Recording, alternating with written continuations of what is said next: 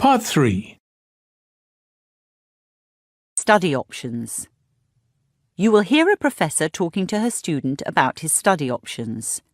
Before you listen, you have 30 seconds to read questions 21 to 24.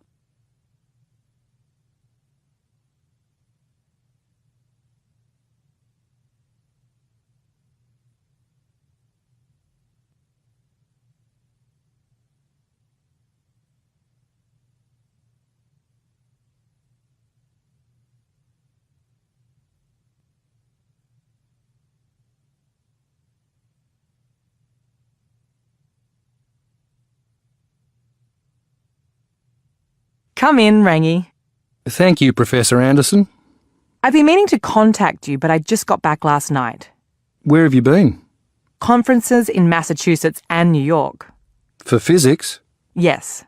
Great. I'm looking forward to attending conferences one day. I imagine that won't be so far away. I was extremely impressed with your classical mechanics exam. In fact, you were one of only 2 students out of 180 to get an A+. Wow. I really did enjoy the course. So how can I help you? I'm sorry to say it's a bit of a long story. You see, I've had to rethink my studies completely, and I wonder if I'm making the right decision. You're doing 2 degrees, aren't you? Science and arts.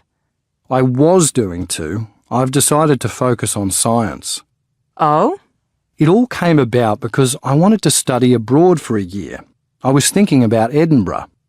Firstly, I sought approval from the maths and physics departments. I wanted to take quantum mechanics and computer simulations at Edinburgh. Those are third-year courses, right? Yeah.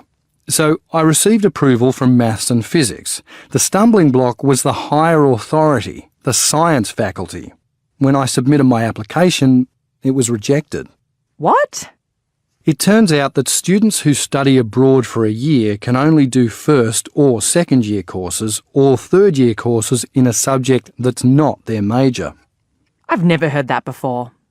Needless to say, the lecturers who approved my transfer hadn't either, and nor does the regulation appear on the science faculty website. That'd be right. This faculty is disorganised. So then I thought I'd take arts courses at Edinburgh and leave the third year maths until I came back. I quickly got approval for second year history and philosophy from the arts faculty.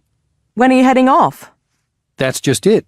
During this process, I began to think carefully about my studies. To be honest, the arts courses I've done were less challenging than the science ones, so I've decided to drop arts.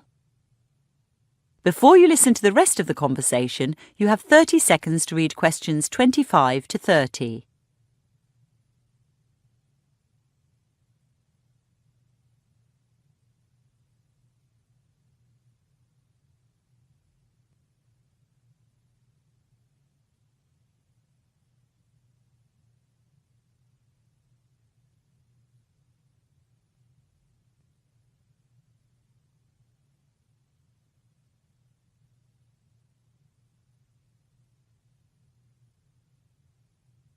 Where do I figure in all this?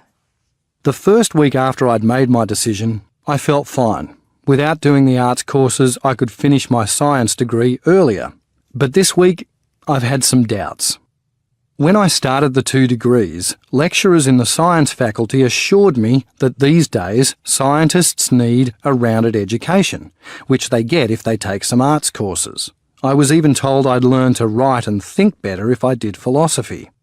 I do think the claims made by some lecturers are dubious. Then there's the fact that now I'm going to be stuck here next year. I was so excited about going to Europe. It is disappointing to give that up. Still, the reason I wanted to contact you, Rangi, is that I'm looking for students to work 6 hours a week in my lab. It's paid work, not highly paid, but probably better than I'm working in a bar. Also, we've just bought a new laser, which you'd learn to use. That sounds excellent. As to going abroad, why not do your postgraduate studies in the US? There's some amazing physics being done in Massachusetts. If you like, I can send you the papers from the conference. Thanks. Of course, I'd be sad to lose you if you did go abroad, but an A+ student like you has a very good chance of winning a major scholarship. Goodness, I've never even considered that. Personally, I think committing yourself to science is the way to go.